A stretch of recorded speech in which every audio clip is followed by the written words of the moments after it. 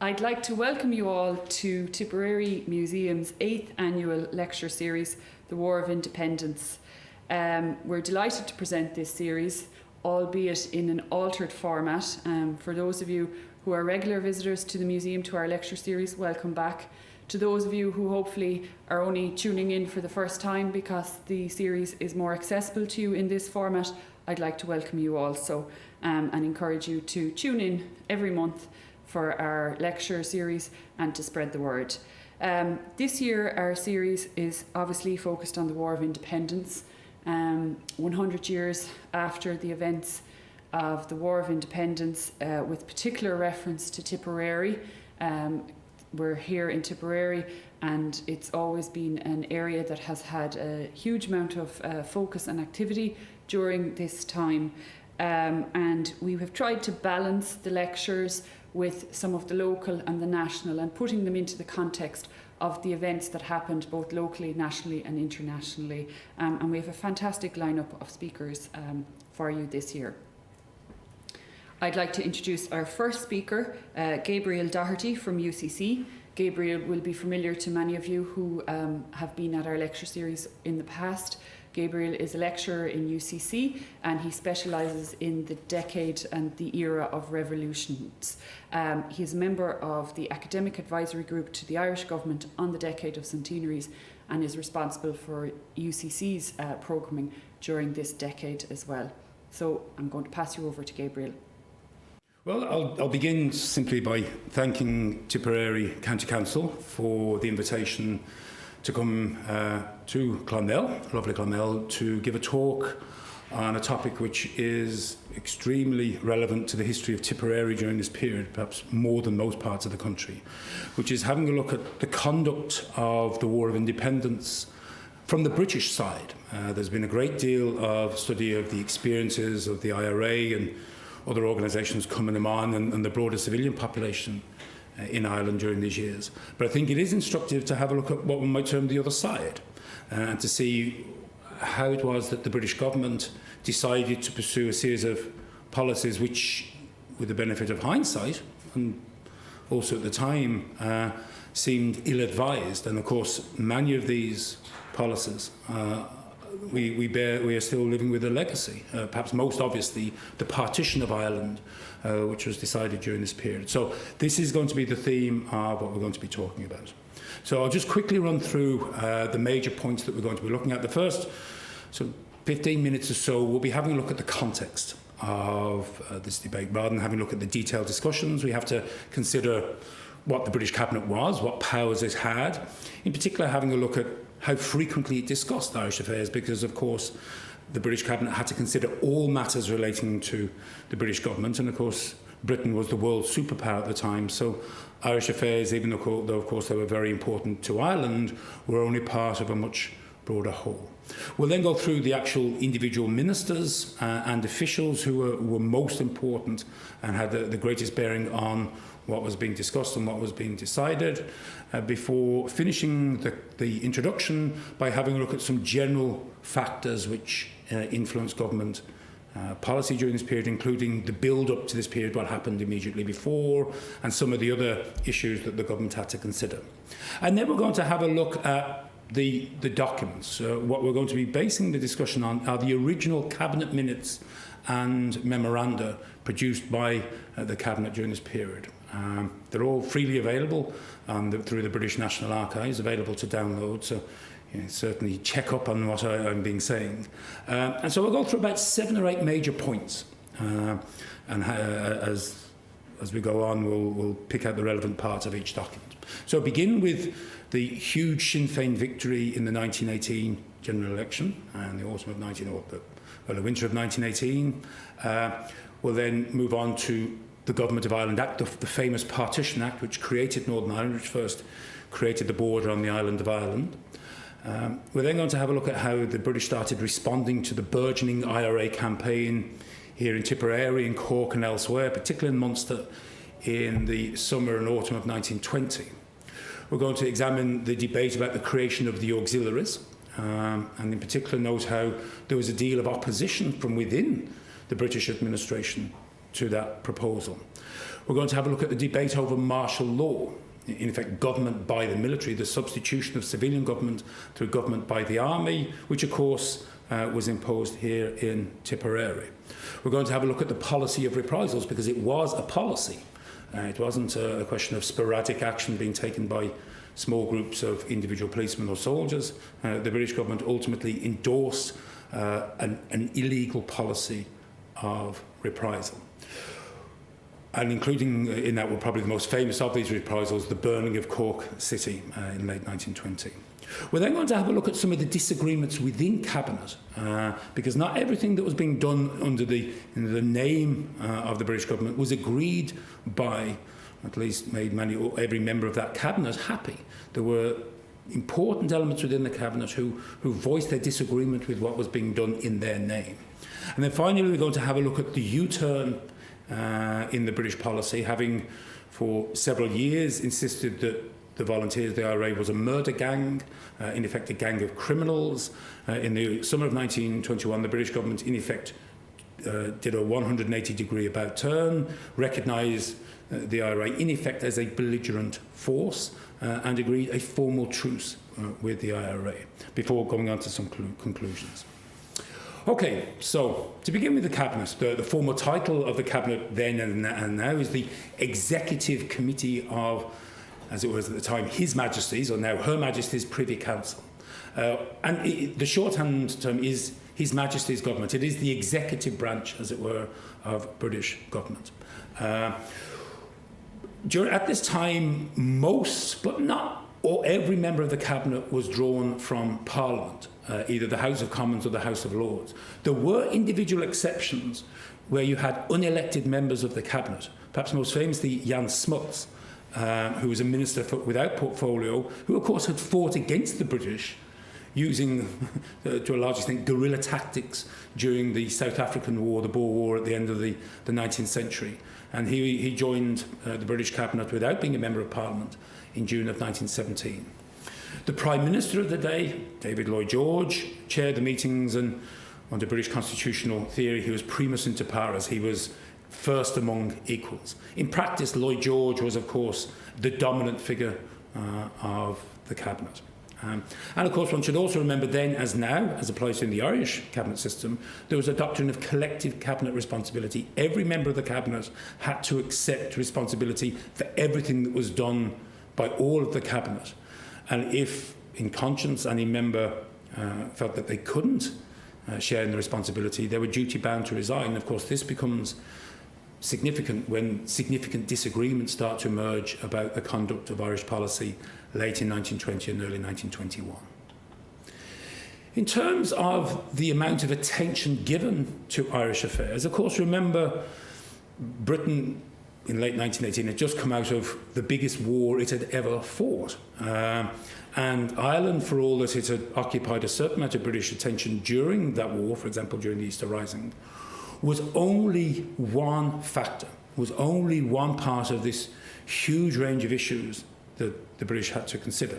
So if we have a look here at the proportion of Cabinet meetings that actually discuss Irish affairs, you'll see it grows substantially and pretty well continuously between the early months of 1919, and of course that's significant because the 21st of January 1919 is of course the date of the ambush in Solihull Beg, County Tipperary, through to late 1921, which of course is when the Anglo-Irish Treaty is signed. So 13% initially and 18%. So 1919, Irish affairs are really only being discussed at most maybe once every fifth Cabinet meeting. Then in 1920, as the IRA campaign starts to increase, and also as the Partition Bill starts going through Parliament, the proportion of Cabinet time devoted to Ireland increases substantially. 1 in 3 meetings in the early 1920, over half in late 1920, and rising up to 2/3 by late 1921. So you can see that Ireland becomes a bigger part of the British agenda over the course of the years that we're considering. Okay, just now in terms of having a look at the governments, one should remember that there are 2 governments during the period that we're going to be having a look at. The first one is only occupies a very short time at the beginning of the period, but it is important to remember, and then there's the much more important one.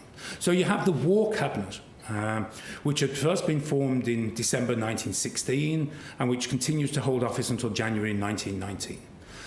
It was a cross-party coalition. You had basically every shade of opinion within the British Parliament. Party politics, in theory, was suspended for the duration of the war. So dominated by Conservatives, one Liberal, David Lloyd George, one Labour, one non-party.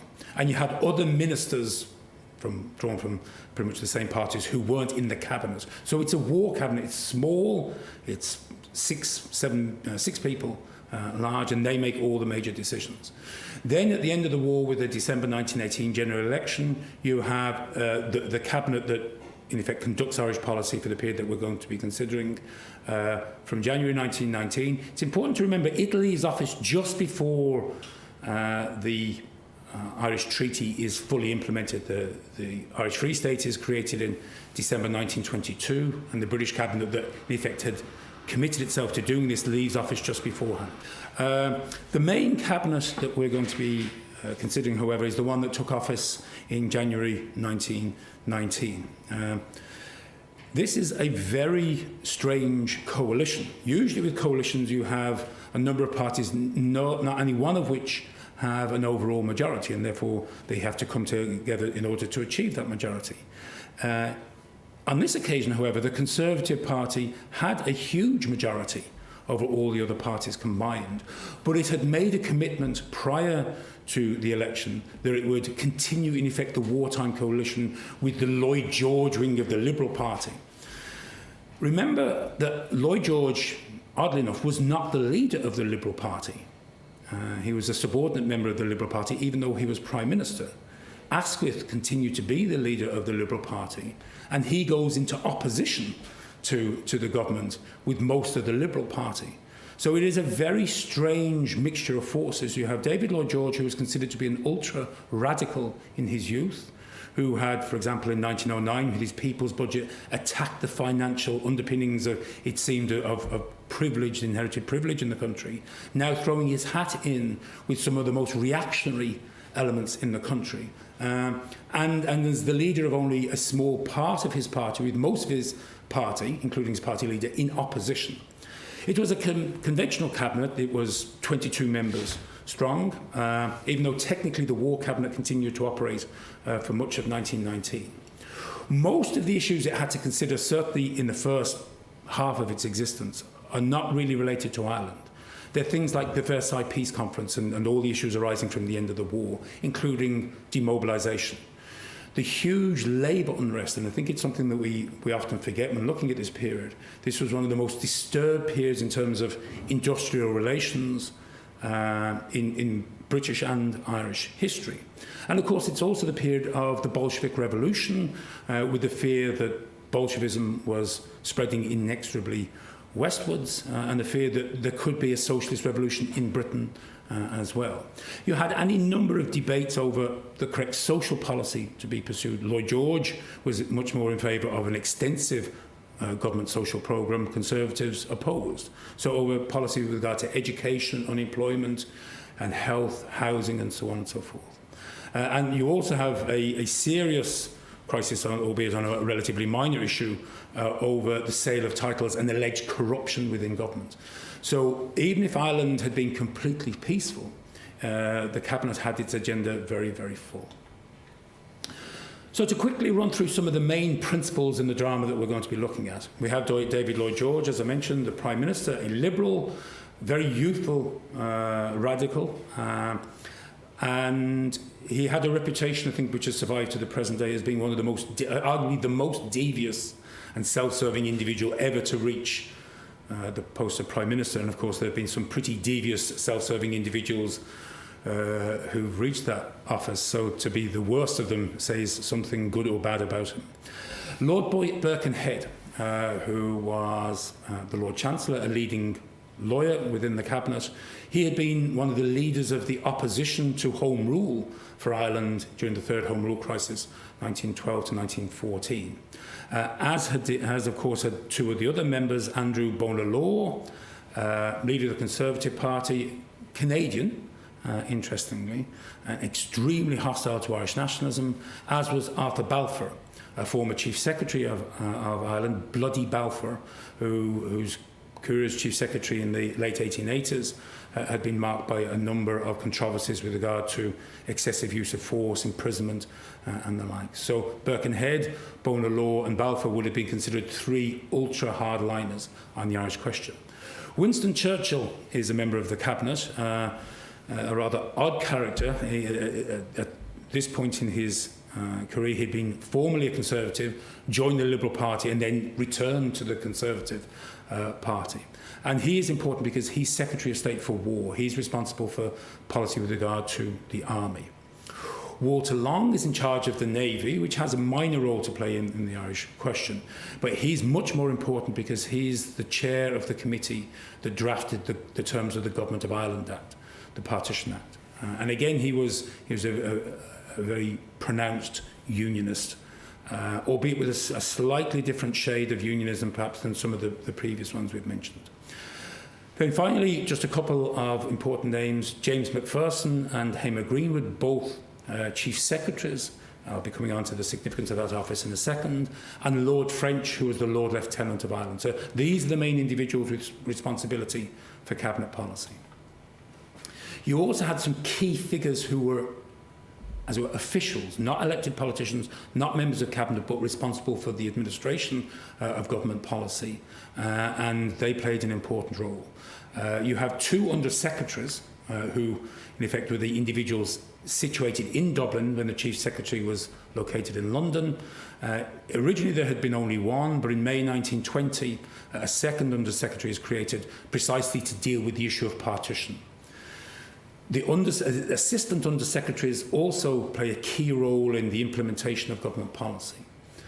Andy Cope, Mark Sturgis and Ernest Clark. And then you have the individuals who were responsible for, as it were, the security forces. The Inspector General of the Royal Irish Constabulary, which of course came under severe pressure from the IRA during this period. The Dublin Metropolitan Police, an unarmed police force which was not subject to anything like the same degree of overt harassment or attack as the RIC. And then you have the army. You have two commanders-in-chief during this period, Frederick Shaw until the summer of 1920, and then more famously General Macready, who takes over for the real hot war in late 1920 through to the truce in 1921. In Munster, which was the area where the war was conducted with the greatest intensity, you have the 6th Division commanded by General Strickland, and you have two other figures, both of whom in effect were army men but were given nominal police roles.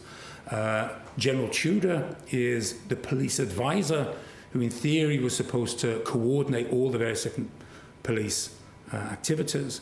And then the commander of the auxiliary division, Brigadier Frank Crozier, who ultimately resigns his position because he, in protest at what he sees as the indiscipline of the force and the government's refusal to accept his attempts to impose discipline. So these are the key figures.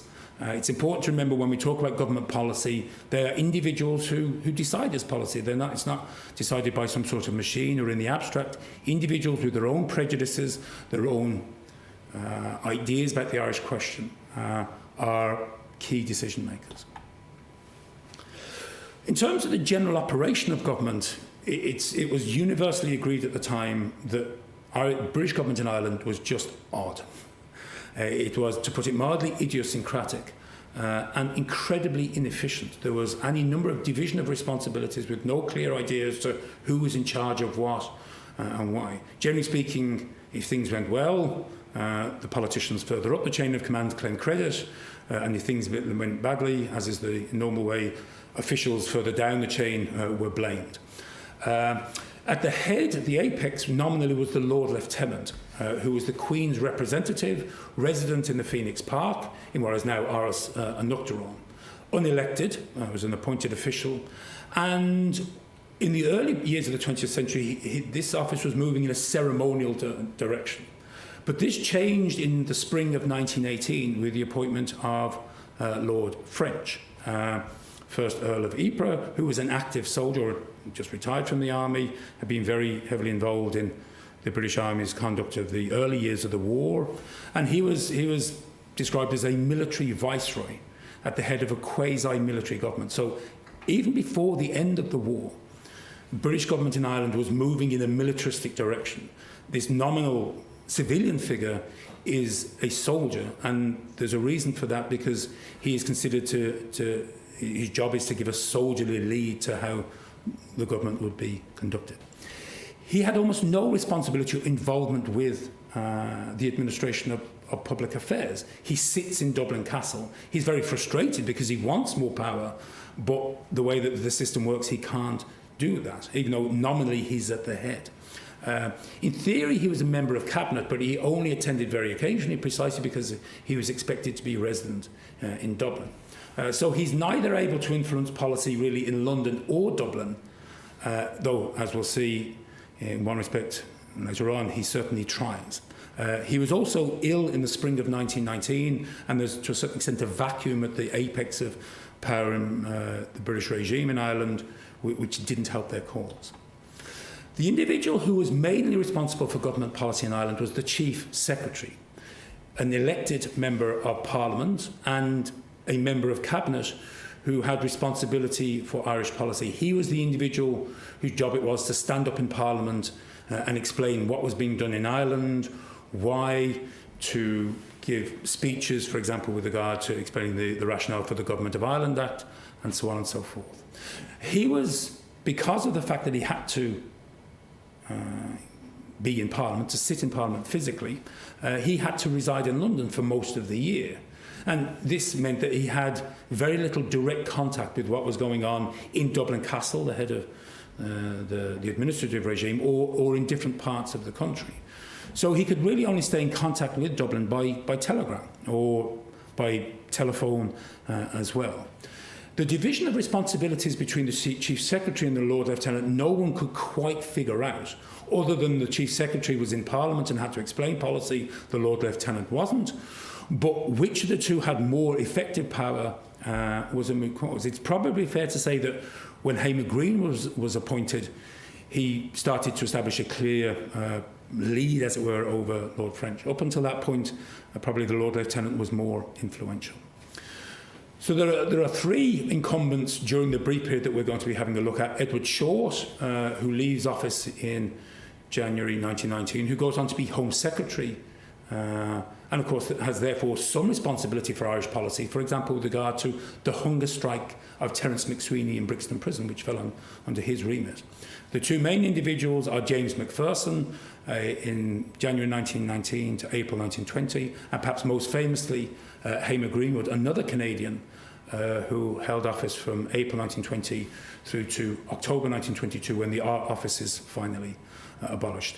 Interestingly, and not unimportantly, all are lawyers and all are members of the Liberal Party. But members of the Liberal Party did not necessarily mean that they took a liberal line on Ireland, and certainly Hamer Greenwood was associated with most of, as it were, the worst excesses of the coercive acts that were implemented. Under Secretary, we've already mentioned, had general responsibility on a day-to-day basis because he is resident in Dublin Castle. And the Assistant Under Secretaries are the people who do the donkey work in terms of implementing the Cabinet decisions. Okay, nearly at the end of the introduction. Remember that the general conduct of policy in Ireland during the War of Independence is strongly influenced by what had happened over the previous 4 or 5 years. In 1914, you'd had the Home Rule Act passed, which most of the members of government opposed. So you have an act on the statute book which has yet to be implemented, which is supposed to be implemented, but which most of the government do not want to see, and were prepared, it seems, almost to fight a civil war to stop only 6 years before. That Home Rule Act proposed a single all-Ireland Parliament, albeit it had been passed with a proviso that further legislation might be needed to deal with the Ulster question. So the Liberal members of the government, most obviously, of course, Lloyd George, had supported that bill in 1914. The Conservatives had opposed it very, very forcefully. So one of the big questions is what to do with this act. which is on the statute book but hasn't been implemented. You'd have the First World War. And one of the important points here is that there had been growing anti-war sentiment. The longer the war went on, the difference between the Unionist party who supported the war and the other parties which had endorsed the war initially, but I think pretty rapidly came to regret their decision, grew and grew.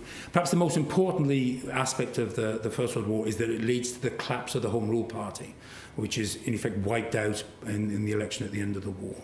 You'd had the Easter Rising of 1916 with the implementation of martial law and executions, and probably the most important aspect of that, of course, is that it introduces republicanism as opposed to moderate home rule constitutionalism as the default position for many, and probably the vast majority of Catholics on the island by the end of the war, as judged by the outcome of the 1918 election. Although one shouldn't ignore the fact that you did continue to have a number of Catholics, in particular, who still supported Home Rule, even if the Home Rule Party had in effect disappeared.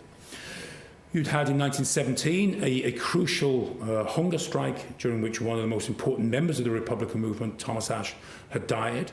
And this creates a severe problem with how it's going to deal with IRA violence during 19 to 1921, because if it captures prisoners and they go on hunger strike, which they pretty well always did, the one thing the government would refuse to do was to force feed them because of the catastrophic impact of the death of Thomas Ashe. In the spring of 1918, you'd had the conscription crisis and the German plot arrests. And the crucial part about this is that this brings together, as it were, the informal alliance which remains in place until the outbreak of the Civil War.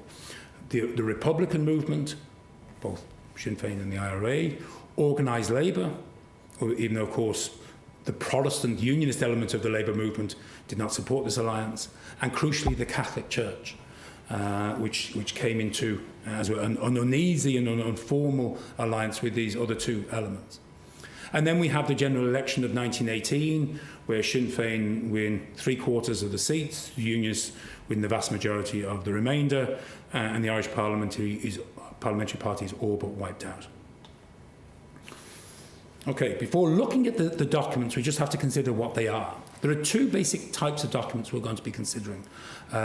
Minutes of the Cabinet meeting. And interestingly, there is one type of minute which, for perhaps the most controversial thing that we're going to be looking at, most of these minutes are circulated to everybody in attendance, as is usually the case. If there was anything very sensitive that was being discussed, these were the so-called A minutes. And these would only, a single copy would be kept, and these would be kept by the Prime Minister alone. And we'll have a look at one example of that presently. We'll also have a look at the memoranda. These are the documents produced in advance of Cabinet meetings to inform, to brief Cabinet members as to what's going on or what's being proposed, and they're very, very important. These documents are significant, of course, because they're official statements of government policy. So they have a unique value to the historian. They aren't subject to the 1911 Official Secrets Act, rather oddly or inconsistently, but they were not made public.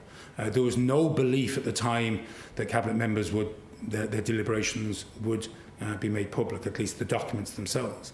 At the same time, you did have leaks then, of course, as you have now in government.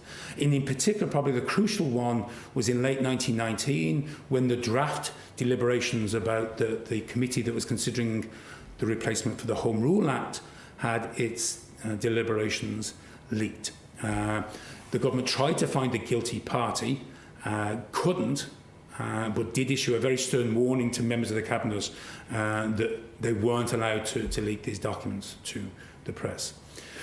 So in total, we're talking about 100 separate minutes, separate meetings, and about 230 separate memoranda. A lot of documents, but manageable. Anybody who wishes to access these documents, they can just simply go to the British Cabinet website, the British Archives website, and go to the British Cabinet section of that, and all these documents are freely available online.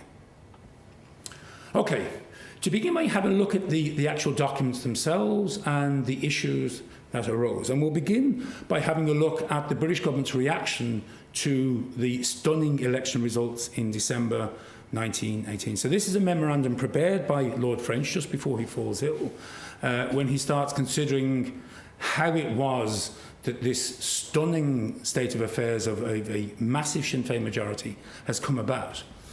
And he blamed the church. In effect, he argued that historically the church had acted as a moderating force on Catholic and nationalist opinion, but that moderating force had been removed largely as a legacy of the conscription crisis. So the compromise of the church with Sinn Féin in some of the elections is greatly to be deplored. It has tended to encourage, rather than discourage, the wild speeches of young curates, whose utterances in many cases are far more intemperate than those of the laity, and whose words bite deep into the imagination of the Celtic youth of the country. In effect, he's saying that the bishops are not controlling their clergy in political terms in the way that traditionally they have. And this means the republican sentiment of the younger clergy, the curates, those just coming out of Maynooth, are now making themselves felt across the political landscape.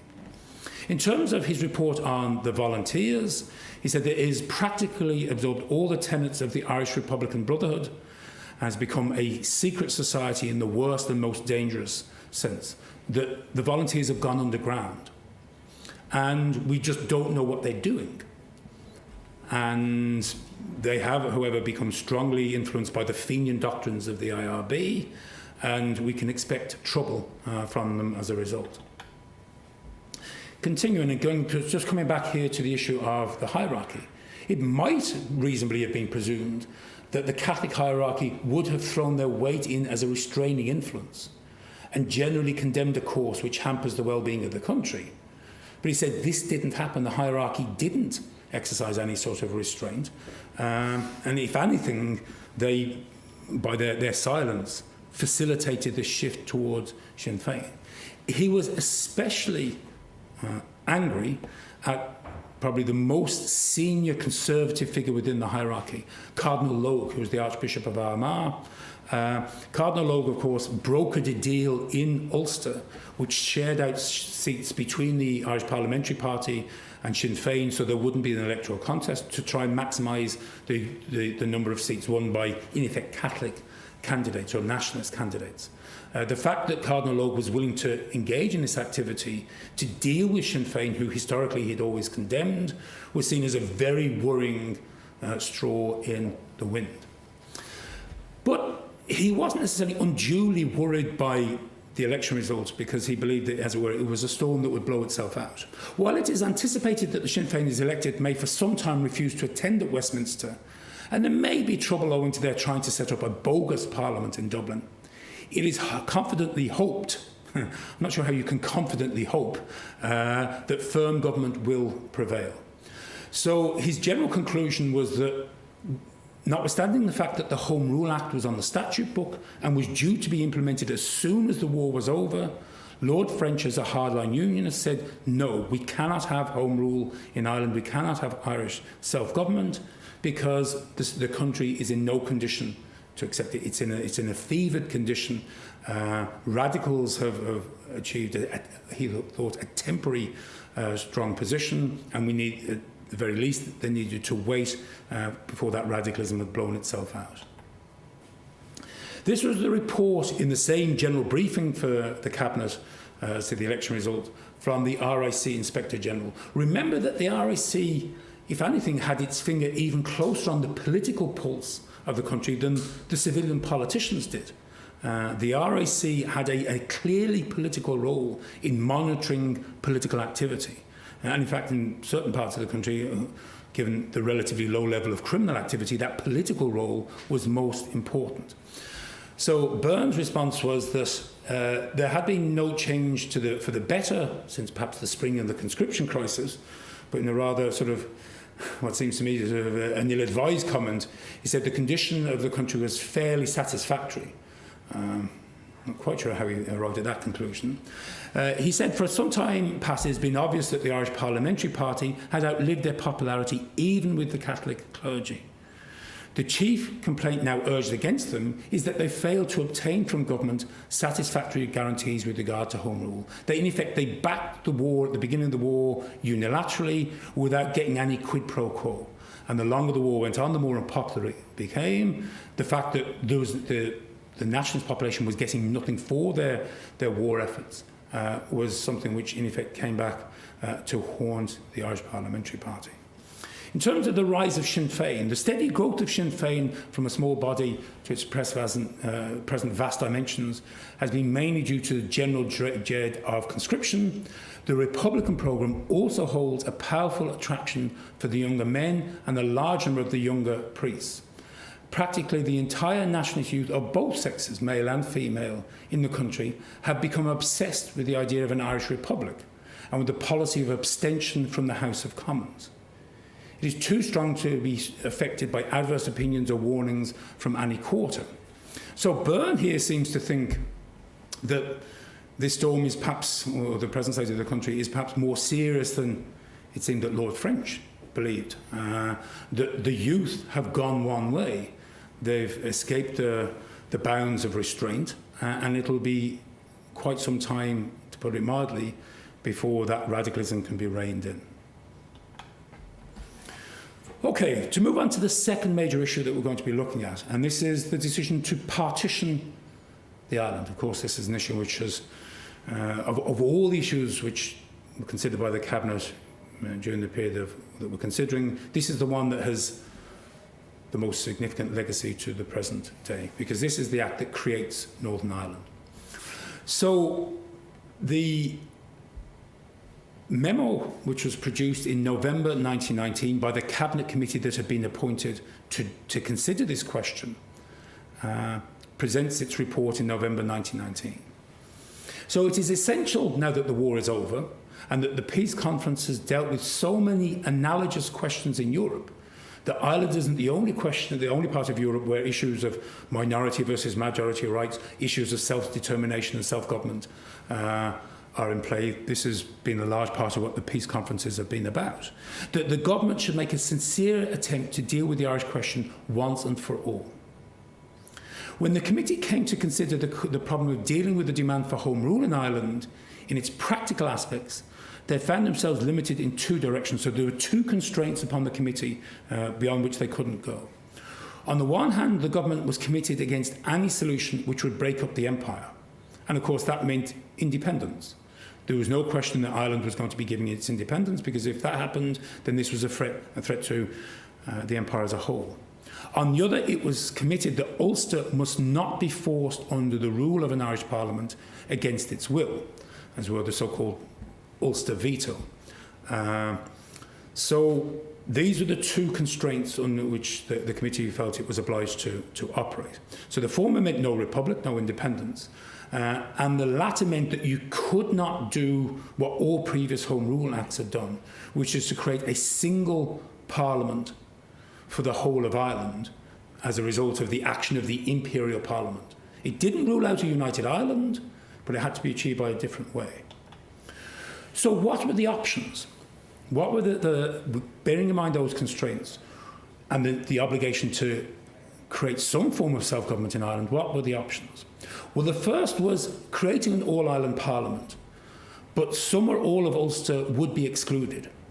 Either in what was called the clean cut, where there was going to be no vote, the government would just simply decide which parts of Ulster would be excluded, or county option, where each county would be given a vote, and if you voted to come under a Dublin Parliament, you would do so, and if you didn't, then you wouldn't.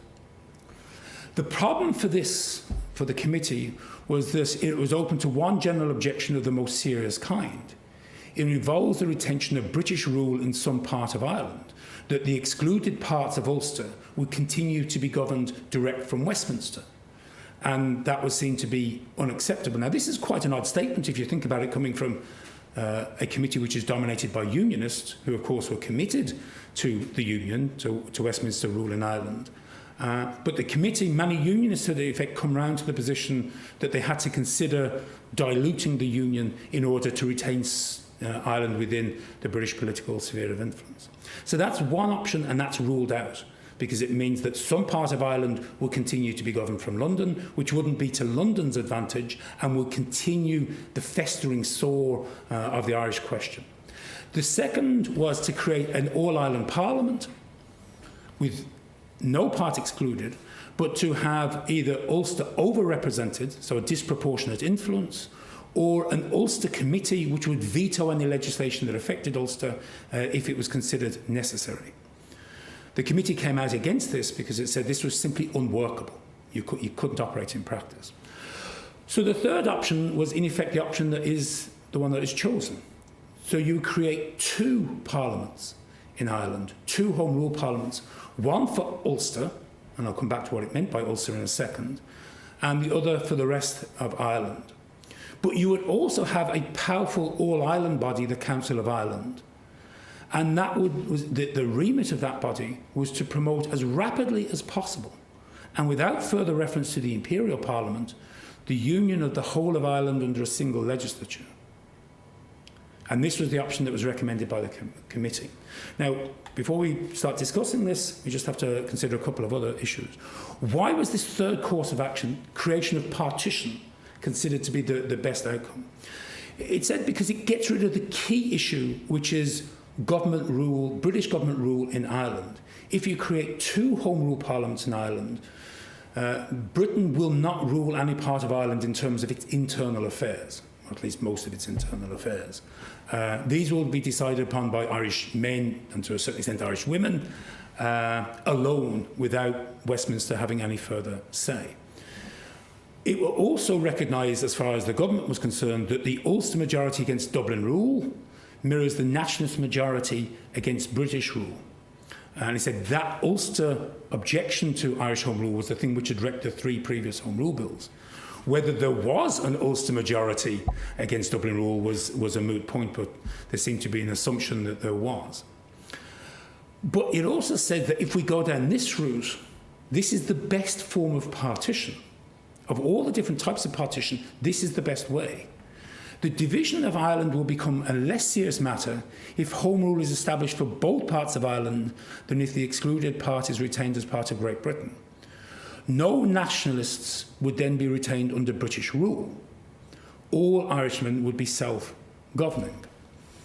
But here's where we start getting to the crux of the issue.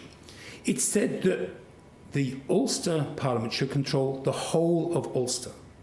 All 9 counties. The original proposal coming from the committee was that partition should be implemented, but not with the 6 counties as, of course, happened, but with 9 counties. Why? From an administrative point of view, the retention of the historic boundaries between Ulster and the 3 other provinces will be by far the most convenient. But he said it's also important because if you include more Catholics in Northern Ireland, in Donegal, Cavan and Monaghan, it minimises the question of being seen to divide Ireland simply along religious lines. But the crucial point as far as the government was concerned is that this partition should be temporary. It should not last. That everything should be done by the British government and those involved to encourage reunification as soon as possible. But while recommending the setting up of 2 parliaments in Ireland, the committee attached the greatest importance to doing everything possible to promote Irish unity. And this is the reason why the all-Ireland body, the Council of Ireland, was considered that it was necessary that it be powerful. Now, it's important to remember why the Cabinet Committee is saying this. It's not because they are full of Irish nationalists. Clearly, they're not. They don't believe in Ireland as a nation, as it were, in the same way that Sinn Féin did or the Irish Parliamentary Party did. The Cabinet Committee that's considering this proposal is very strongly influenced by Southern Unionism. The Southern Unionist community in Tipperary, in Cork, in Dublin, and of course in what nowadays we consider to be the border counties. The fear was that if partition became permanent along either 9 county or 6 county lines, the Southern Unionist community, which historically had such strong links to the Conservative Party, would be eclipsed. And of course, arguably, that's what happened. So the Cabinet does not want Unionists in the South to be under the rule of a Dublin Parliament any longer than needs be. Does want to create a united Ireland, but a united Ireland, as it were, still under general British control, not independent, not a dominion, let alone an independent republic, a home rule island, which of course unionists had always opposed, but which they've come around to accept. So that issue of the 9 counties as opposed to the 6 counties, and the issue of rapid reunification, I think are 2 points which are very frequently overlooked when we're having a look at how partition came to be. And just a final point before we finish on this point, the decision to adopt a 6-county partition was made subsequently, in effect by lobbying from unionists within Belfast in particular, the heartland of Ulster unionism, and of course that came at a price, because it meant that the unionists in Cavan, Donegal and Monaghan, who would have been included under the partition originally, were kept on the wrong side of the border from their point of view. Okay, moving on now to the issue of the burgeoning military campaign being conducted by the IRA, which really started coming into force in spring and summer of 1920. This is a memorandum produced by the British Commander-in-Chief in March of 1920. So before things really start heating up, but it's clear that the General realises that the wind is blowing very strongly the wrong way as far as the British are concerned. He was vehement in his criticism of what he saw as the lenient policy towards Republicans since the Easter Rising, that there hadn't been the maintenance of strict coercion, particularly against the leadership of the volunteers. And in effect, he said, we've given them room to breathe, and they have taken advantage of this. And his comments here are very, very striking. The system they have built up is a remarkable one. The so-called Irish Republican Army is organised and commanded in a manner which would be creditable to highly trained military experts. It is only want of armament which has prevented the Irish Republican Army from becoming a most formidable and open enemy. It said, in particular, its communications and its intelligence service are most efficient. In fact, it said that in many respects they're better than the British Army in Ireland, and its discipline was military in nature. So here you have the head of the British Army at a time when the British government is dismissing the IRA as a murder gang, as a gang of thugs and criminals, saying to the British government, no, this is an army. And if you treat it in a way that you would deal with criminals, then you're not using the right tools. And in fact, you will serve its interests by this type of rhetoric and these type of policies. They have a very powerful organisation which can only be crippled through its leaders. Because it's a hierarchical organisation, you had to take out the leadership. That was the only way that you could cripple the IRA. By concentrating every effort and all our resources against those leaders, the organisation can and will be broken. No other course is possible. So his recommendation is simply you arrest them and you intern them. Don't worry about evidence or trial or conviction. Just arrest the leaders. He probably preferred if you deported them over to England, and without the head, the body would wither. I think there was some merit to his analysis in terms of his diagnosis of how good the IRA was. I think his belief that if you simply decapitated the movement, it would disappear, I think was wrong. If one has a look at what happens in the rest of 1920, 1921, where the IRA does lose large sections of its leadership, either have been killed, imprisoned or interned, there was always somebody of ability to take its place. So, but the intelligence which is leading the army to come to this recommendation is striking. They know that the IRA has upped its game, and the IRA is an army, and the British government needed to treat it as an army. This is probably the single most controversial document that we're going to be considering. Again, it comes in response to the growing IRA campaign in the spring of 1920. So it's a meeting between Lloyd George, Lord French, who has now recovered from his illness, F.E. Smith and Walter Long. So two hardline unionists, Lord George, a Liberal, and Lord French, the military government. We should note here that there was a discussion as to that it should be classified as an A minute, that the contents were so sensitive, it should perhaps be kept from the cabinet generally. Lord French, it was now a question of either making a truce with the rebels or taking measures of war against them. You simply go to war against Irish Republicans. They had declared war against us, and it was open to us to try and arrange a truce, to ask what the rebels wanted, and see if we were able to satisfy them. We can't simply capitulate. They've declared war on us. We can give in, run up the white flag, and capitulate and see what they want. Or we can meet fire with fire.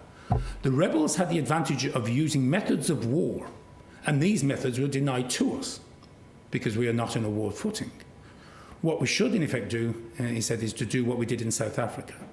It would be much more effective to put the struggle on a war basis, as had been done in the Boer War, when the rebels were seized and put into concentration camps.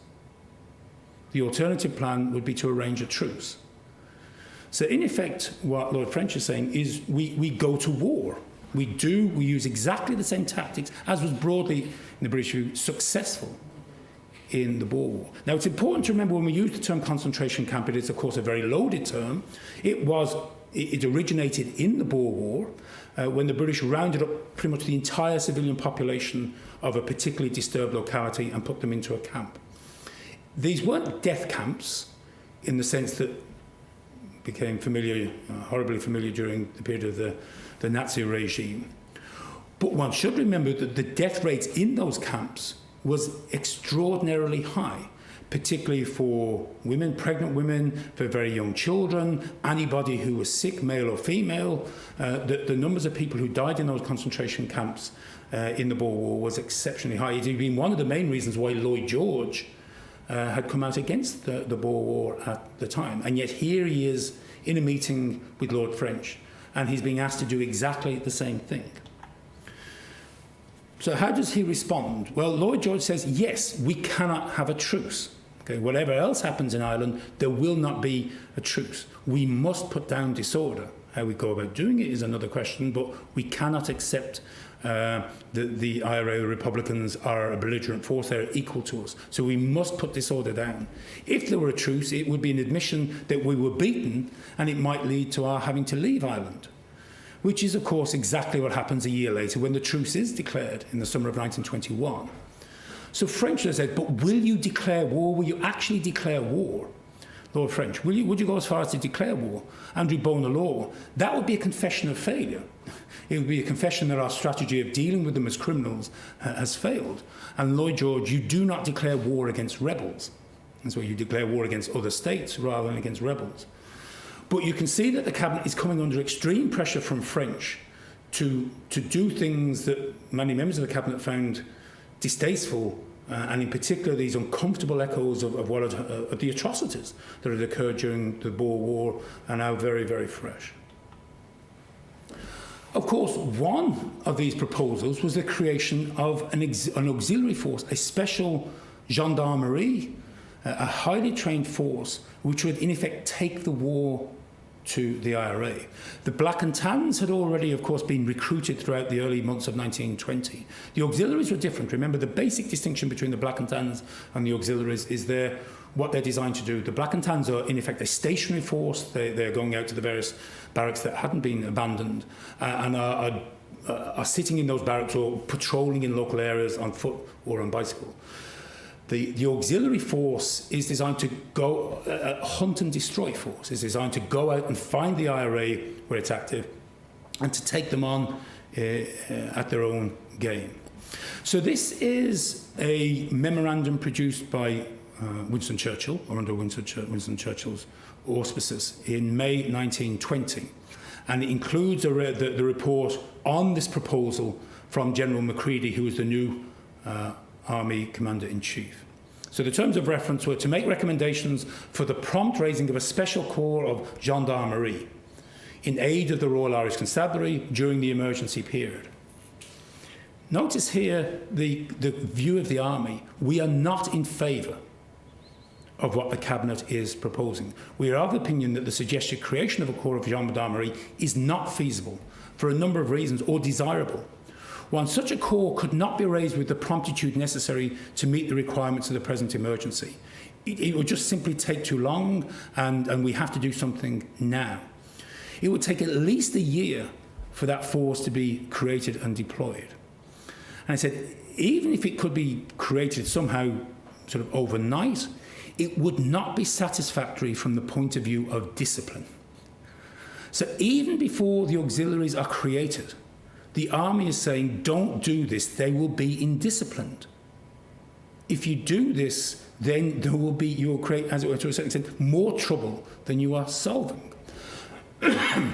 So what was the alternative?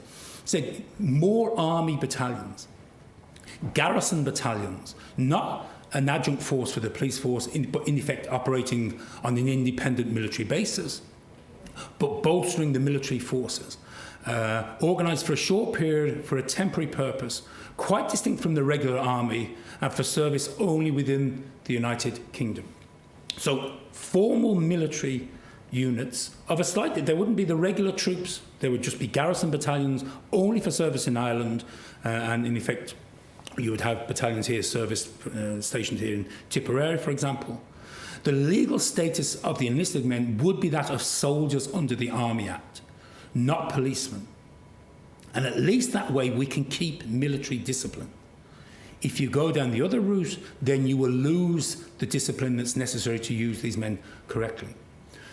Interestingly, the Cabinet agreed to create the force along these lines, i.e. a military force under the War Office rather than an auxiliary police force under the Irish Office.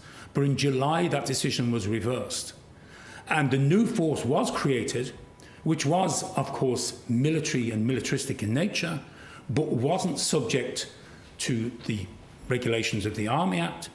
And, of course, famously, here in Tipperary, I suppose as much as anywhere else, was known as for their extraordinary indiscipline.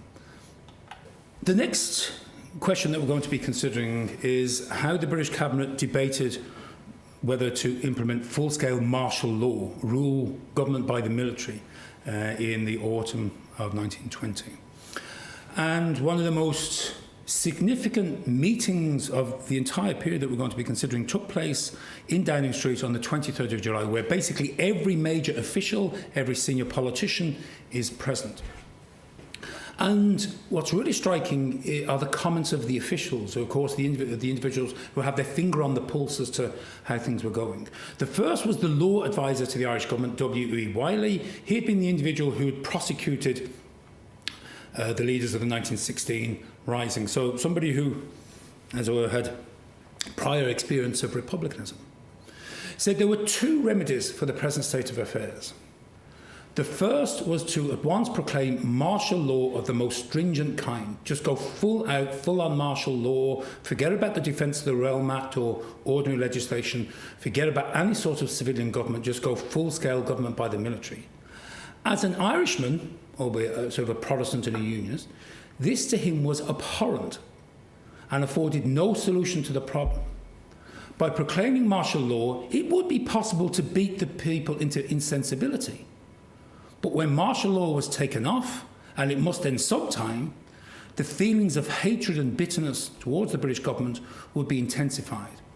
So what's the alternative? The only alternative is a settlement with Sinn Féin.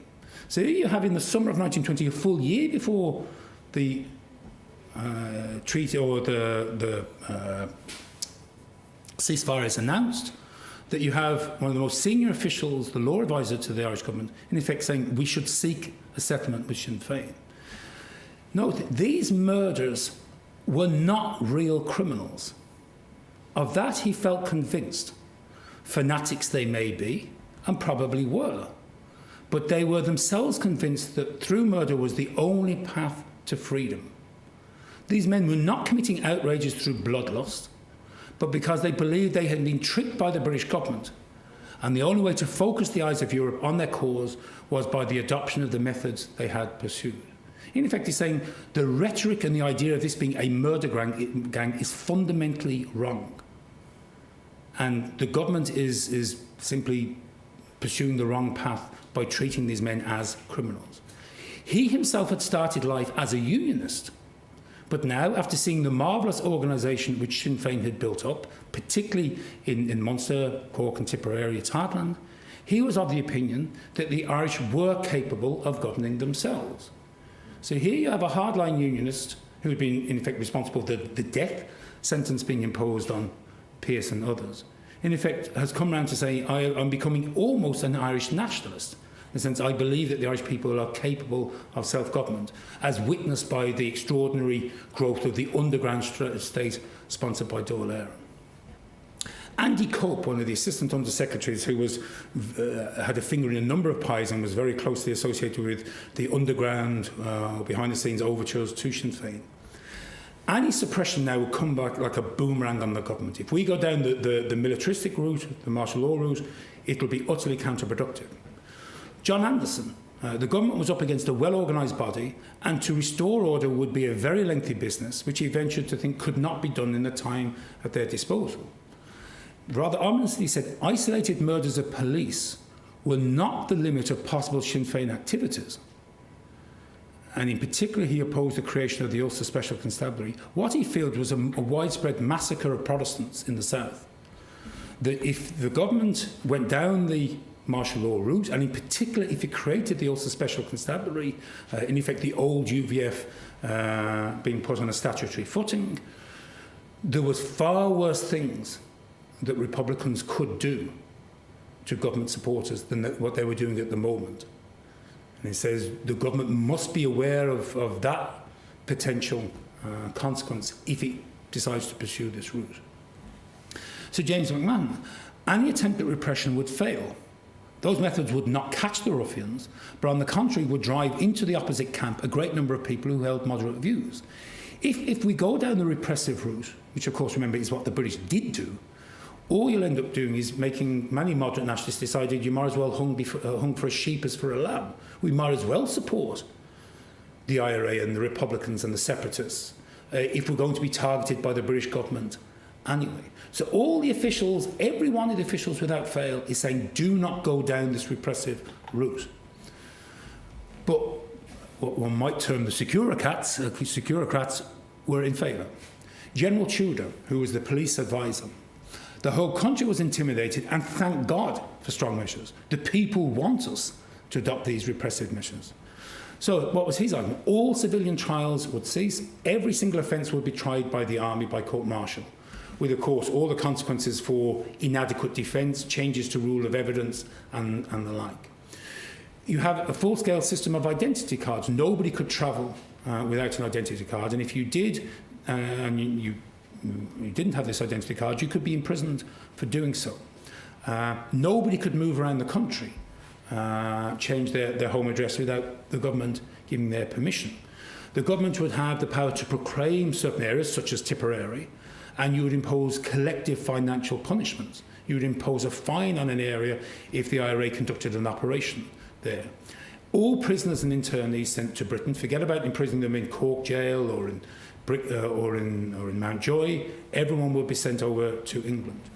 The post office, which of course the British recognised at that point was already riven by disloyal elements, would be purged, and he would very firmly come out in favour of the creation of the Ulster Special Constabulary, as you'd probably expect him to be, because he was the police advisor, and if you create another police force, it increases his power. But he was also very sympathetic to Ulster Unionism.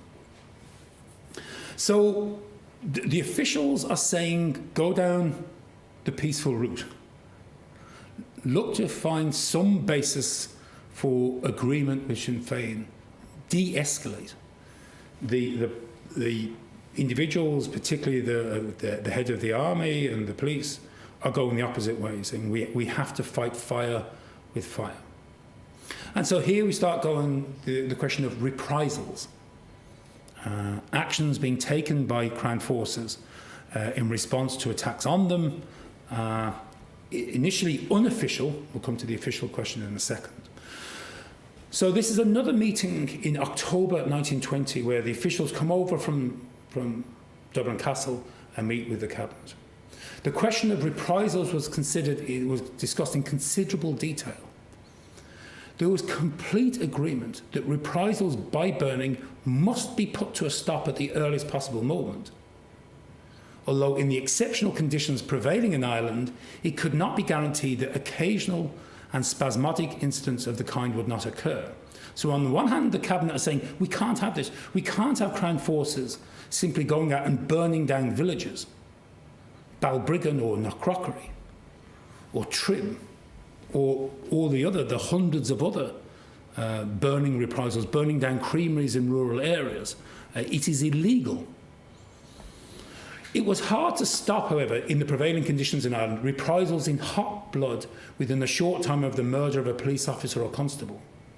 When the police living in small isolated detachment witnessed the murder of a comrade, it was difficult to prevent them taking reprisals against the local Sinn Féin leaders, who were perfectly well known to them as heads of the local murder gangs. Notice the British are still using this terminology of murder gangs. So on the one hand, the government is saying we have to put a stop to this. On the other hand, they're saying we can't really put a stop to it because the troops and the police, it is human nature to do this. So what should be the response? Well, some are saying, well, declare martial law, and we can put the reprisals on some form of footing. It was pointed out that under martial law, when assassinations occurred, appropriate steps could be taken in accordance with official warnings issued beforehand. And in this way, reprisals could be kept under official control. Now, in fact, the law advisor said, no, that's not possible. Even under martial law, you can't simply burn down buildings, largely because you feel it may have been used to house people who are unsympathetic to the regime.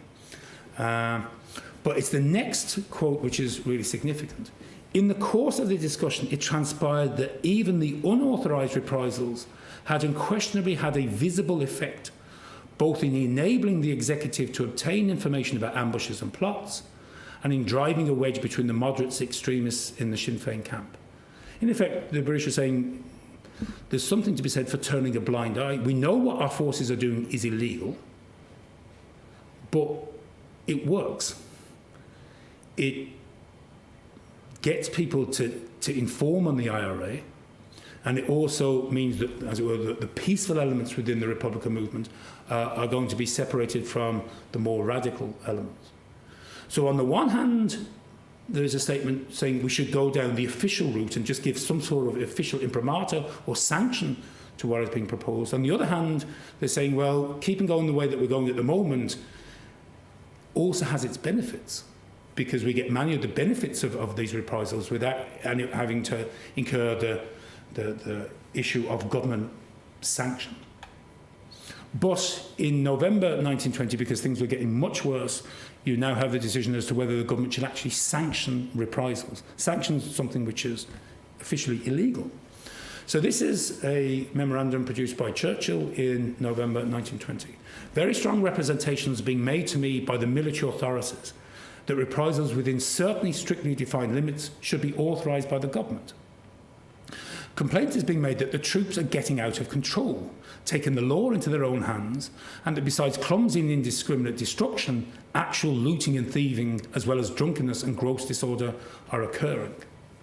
The position of the troops, always liable to be murdered by Sinn Féin, is such that it will not be possible to restrain their anger when outrages occur in their neighbourhood. And he said that the army is becoming increasingly demoralised. If you have a look at the number of officers simply resigning their commissions, that the army is falling apart. Now, this is extraordinary. You have the Secretary for War saying, we cannot control our own troops. The officers cannot keep their men under control. And so, what should we do? Well, we have to change our policy and allow the troops their head, albeit with some sort of control being exercised by their superior officers. So I do not consider that the present government attitude on reprisals can be maintained much longer.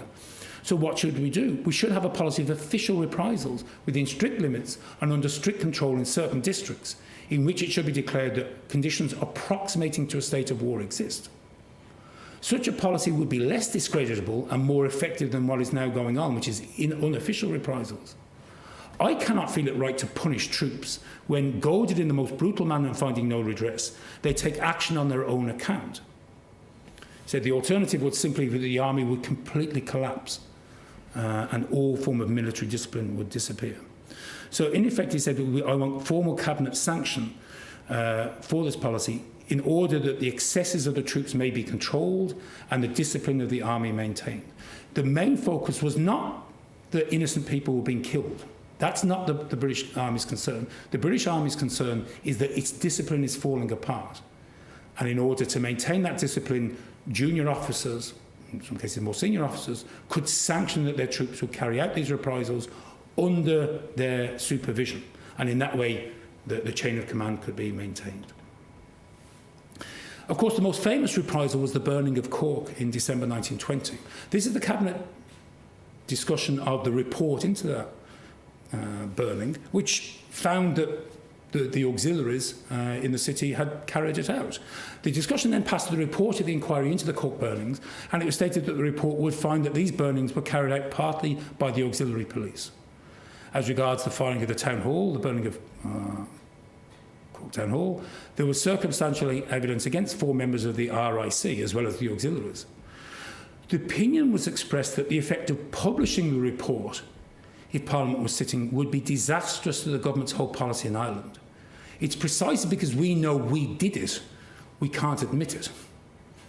We cannot let this report be published because the General Officer, General Strickland, who's carried out the inquiry, has found that we are culpable and therefore the report must be suppressed. We cannot publish it.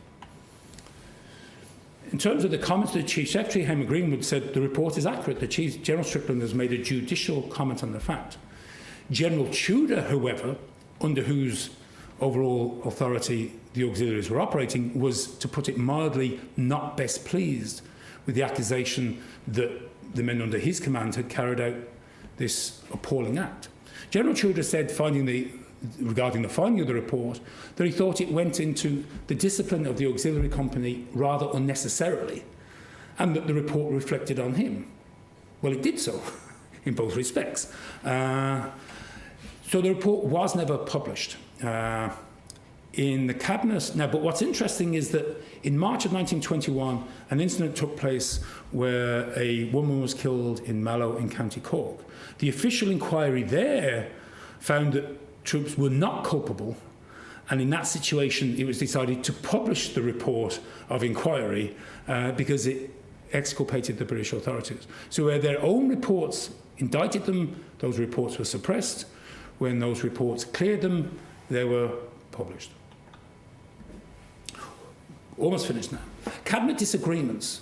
Remember, not everybody in the Cabinet was happy with the actions of the auxiliaries, with the policy of unofficial reprisals, with the fact that you have enormous numbers of troops being deployed in Ireland. And the official who was, well, the Cabinet member who was most worried by the broader effects of this was the Secretary of State for India, because he argues, what is the effect of our policy in Ireland on the broader empire? So this is a memorandum which he submitted to Cabinet in November 1920, around the same time, of course, as the memorandum we've just been considering. I would ask for an early day for a discussion of Irish affairs. I confess I'm inclined to gloomy pessimism on the subject. Am I right in saying that, having regard to the impossibility of obtaining unlawful punishment of detestable outrages, the government are acquiescing in unlawful and often vicarious punishment of these outrages? Is this actually what we're doing? I hear accounts of the black and tanned officers as being wholly undisciplined, shooting and burning indiscriminately. I hear and read stories not of vengeance in hot blood, but of deliberate outrage, carefully planned and thought out without authoritative and definitive permission by uniformed men as an answer to outrage. Surely negotiation and peaceful solution become more difficult every day with every murder and every reprisal. The further we go down this repressive route, the more difficult it will be to come out again. The Prime Minister yesterday described the situation as one of war. Does it not follow that we should consider the termination of that war? If we are at war, a war has to end at some point, and we should start considering that termination now. As far as Montague is concerned, for myself, I see nothing but a legacy of unconquerable hatred between the two countries as a result of what's happening in the country at the moment. Meanwhile, we are losing moral force and a great reputation throughout the world. Are there none of my colleagues in a similar position? Or would not a Cabinet discussion serve some of my colleagues in a similar position? Should we not have an open discussion where anybody who's concerned with the direction the policy is going can speak their mind? May I plead further that if I have only a common interest and no direct responsibility for Ireland, I'm the Secretary of State for India, not for Ireland, everything that occurs there is reacting in India. The Indians are looking very closely indeed at what we are doing in Ireland. The methods of the Sinn Féiners are being observed and considered for application to India. And the government of India's sincerity with regard to reprisals in India is being tested by their aptitude towards reprisals in Ireland. And of course, the thing that he had in mind there was the Amritsar massacre, which had occurred the year before, in which hundreds and hundreds of Indians had been massacred by an officer who had been schooled in County Cork and who the Governor-General of the area was a Tipperary man. And of course, it's the following month that we have Bloody Sunday involving the killing of a member of the Tipperary team.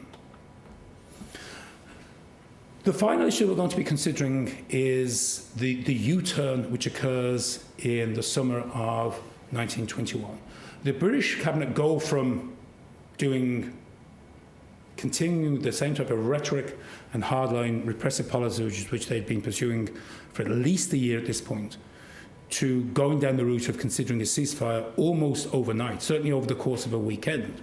So in June of 1921, the Cabinet agrees that martial law should be proclaimed over the whole of Ireland except Northern Ireland, if the Parliament created under the Government of Ireland Act for the 26 counties doesn't function.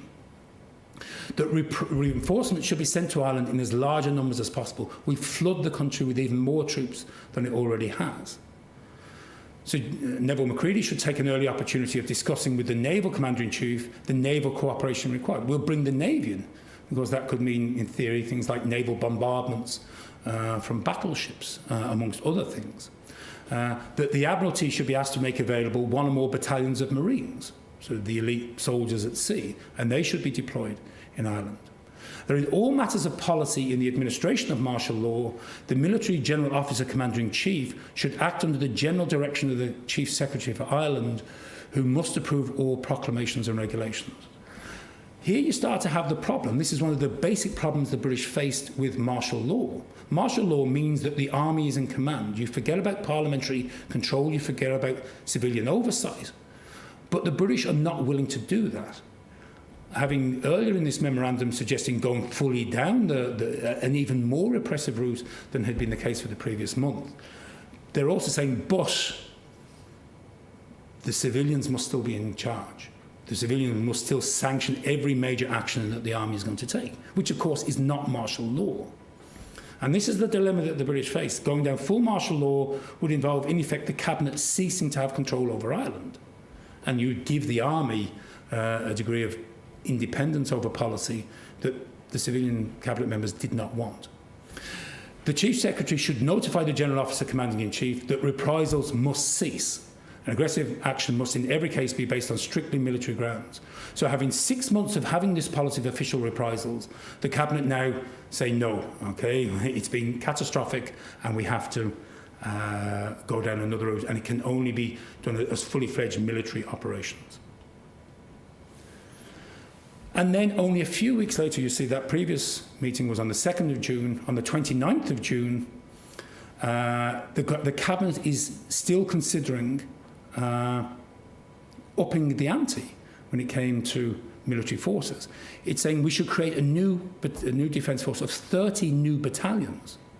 3 new divisions, in effect, should be created, which would be sent to Ireland should the negotiations behind the scenes with De Valera breaking down.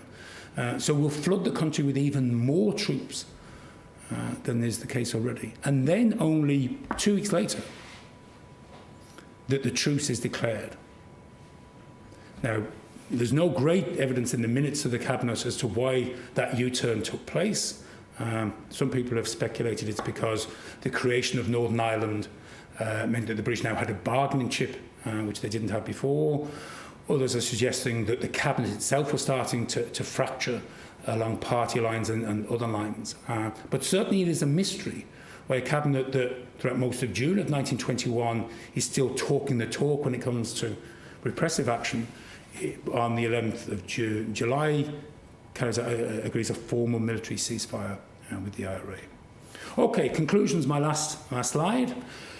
Generally speaking, if one has a look at the overall trend of the Cabinet's policies and discussions towards Ireland, there was very little Cabinet meaningful discussion given to Ireland until the latter months of 1920. Up until that point, there had been this intermittent pattern of repression and concession. You'd arrest some prisoners, you'd release them, you'd carry out you proclaim certain districts and then remove that proclamation. So no consistent policy.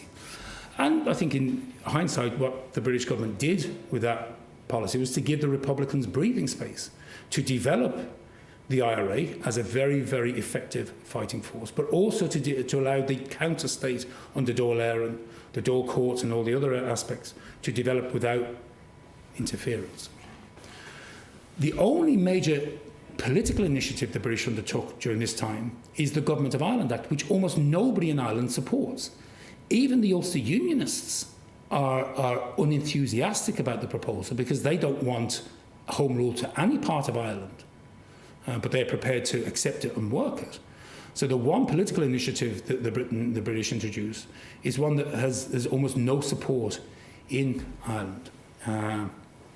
In terms of the policy formulation, how the British went about formulating these policies, then you have a clear disconnect between what the officials are saying in Dublin Castle and the lines of policy they're recommending.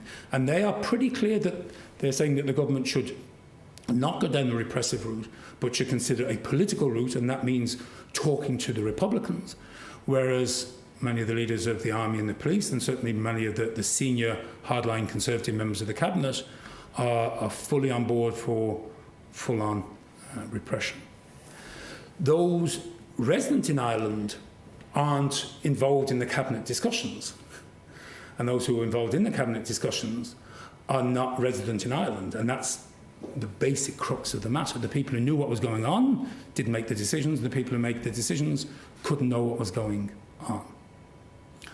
So we say there, why the U-turn? Well, I have a theory, which I'm not sure how many people subscribe to. Some have said that there were attempts to negotiate a ceasefire in late 1920, early 1921. There were some overtures made to the British Cabinet. The British Cabinet repudiated these at the time because they believed that it meant that repression was working, and therefore they should keep the Republican nose to the ground. Some have suggested the creation of Northern Ireland in the summer of 1920 gave the British a bargaining chip. I think that what may have happened is that the Cabinet simply got cold feet. They realised to go further down this route of full-on martial law would in effect create a military dictatorship in Ireland. And the British Cabinet just did not want to relinquish its political control over the island. And for that reason, even though martial law had been declared, the type of full-on military government which was being contemplated in the summer of 1921, the British government rolled back and opened a channel of communication to the Republicans, which culminates in the truce in July 1921, which is a convenient point at which to end this lecture. Thank you.